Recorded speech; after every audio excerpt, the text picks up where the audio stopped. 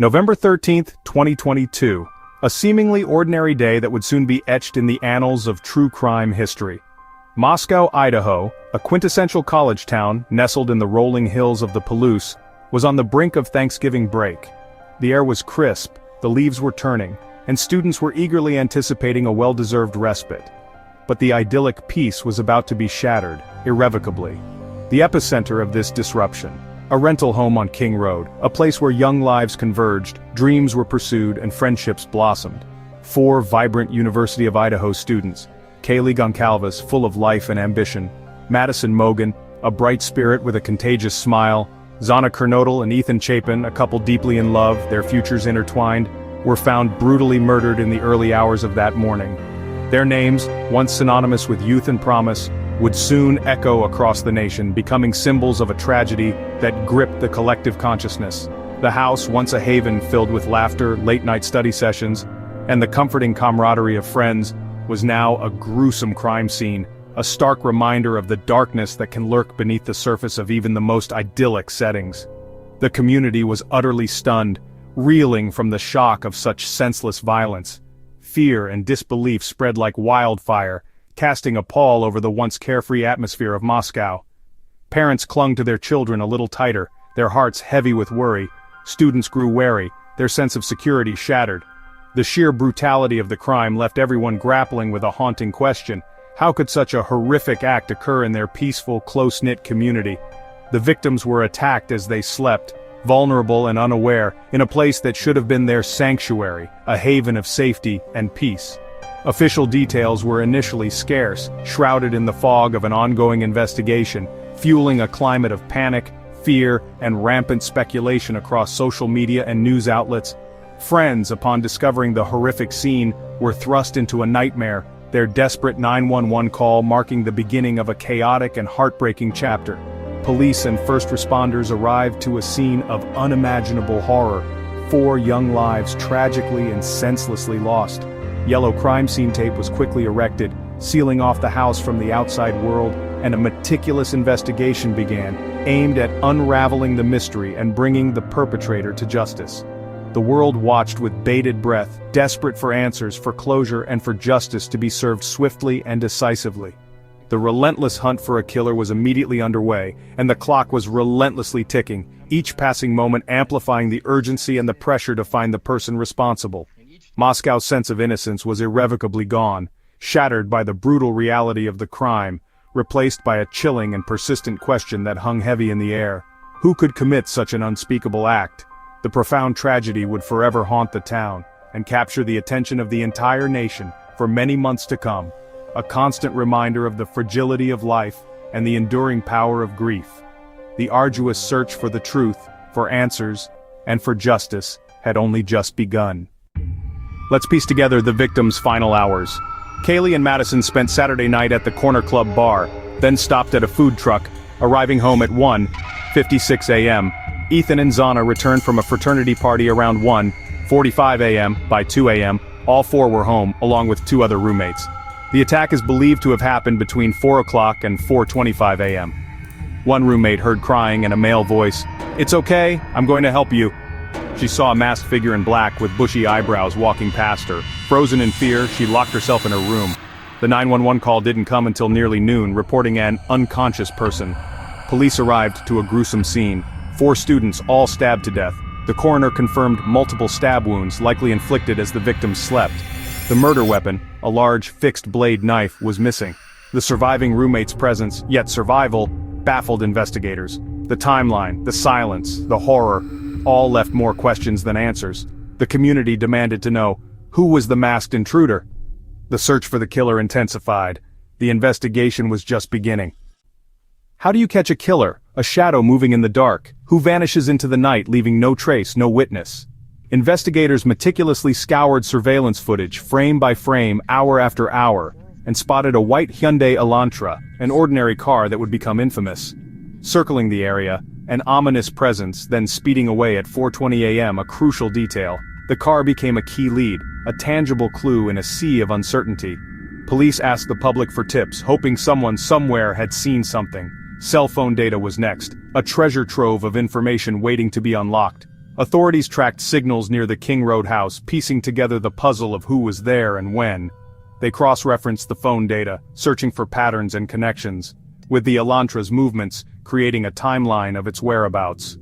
The suspect, Bryan Kohberger, slowly emerged from the shadows. Was allegedly near the victim's home, an unsettling proximity. At least 12 times before the murders, a pattern of repeated visits. Often late at night when darkness concealed his actions. His phone was off from 2:47 to 4:48 a.m., a deliberate act to avoid detection. The critical window, the time when the unspeakable occurred. When it turned back on, the signal reappeared. It pinged towers along a route, tracing a path. Back to Pullman, Washington, where Kohberger lived, his ordinary life masking a dark secret. Investigators believed this was an attempt, a calculated move, to hide his location, to create a false sense of distance. Even with the phone off, the truth was lurking. The digital breadcrumbs were telling, whispering secrets to those who knew how to listen. The Elantra and the phone's path matched, a damning correlation. The evidence pointed to someone, a figure emerging from the darkness, who had stalked the house, watching, waiting, planned the attack, and tried to cover his tracks, but the digital world remembers. The net was closing in, slowly but surely. The digital evidence was mounting, an undeniable weight. Kohberger's name surfaced as the prime suspect, the focus of the investigation. The investigation was relentless, driven by a need for justice. The phantom was becoming visible, his features sharpening into focus. The hunt was narrowing to one man, the prime suspect in a horrific crime. Digital clues were strong, but DNA would be decisive.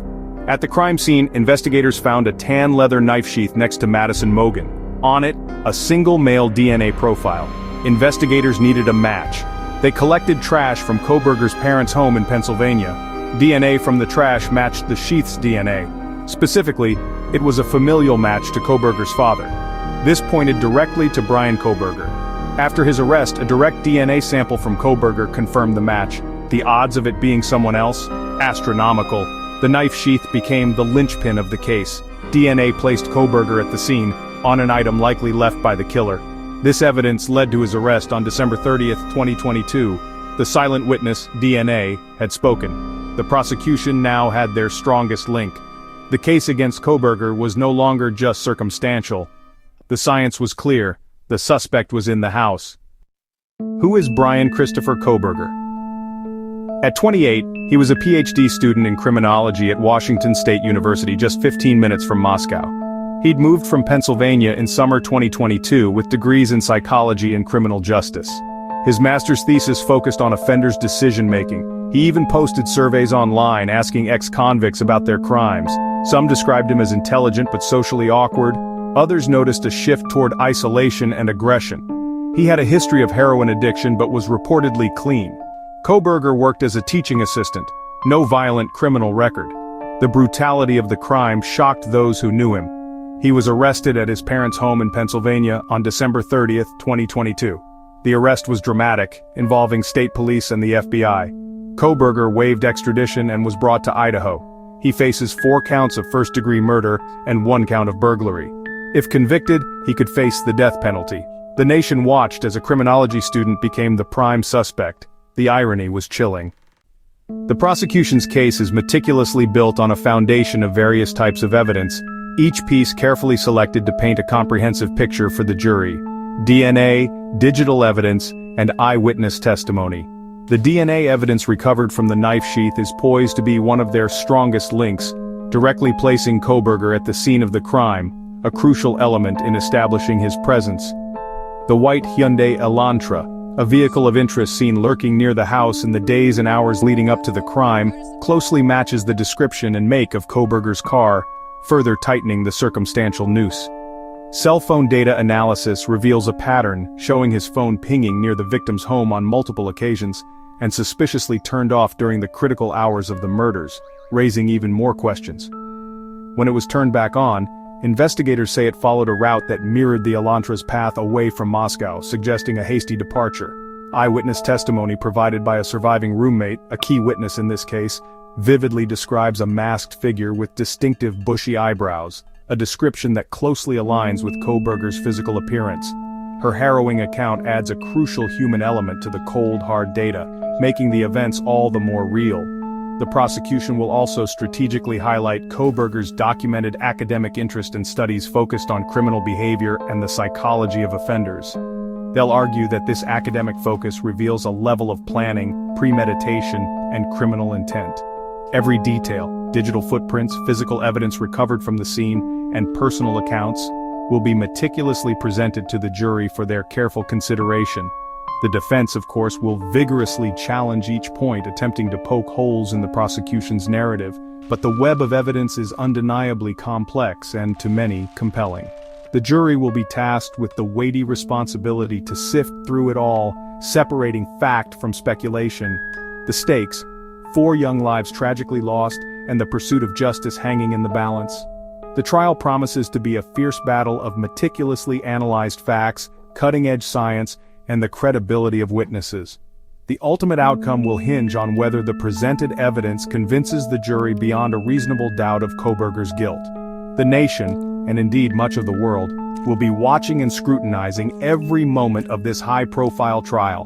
The final verdict will echo far beyond the quiet college town of Moscow, Idaho. Every defendant deserves a defense, and Kohberger's team is ready to fight. They'll attack the DNA evidence, questioning how it got on the sheath, and whether it was contaminated or planted. The cell phone data will be challenged as imprecise proximity doesn't prove presence. The defense will scrutinize the timeline and suggest other possible suspects. The eyewitness account will face tough questions. Was her memory reliable? Was she influenced by fear or later events? The defense will try to plant seeds of doubt about what she saw. They'll seek exculpatory evidence and may present an alibi. Kohberger claims he was out driving alone.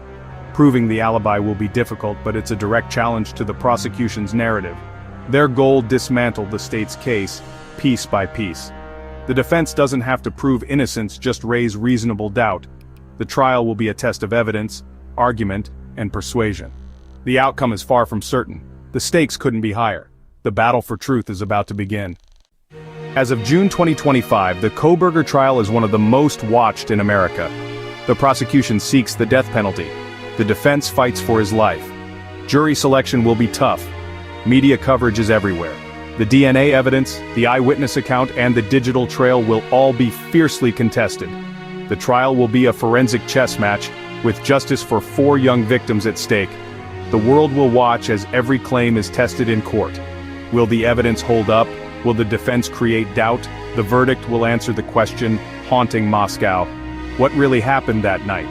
For Kaylee, Madison, Xana, and Ethan, justice hangs in the balance. What do you think?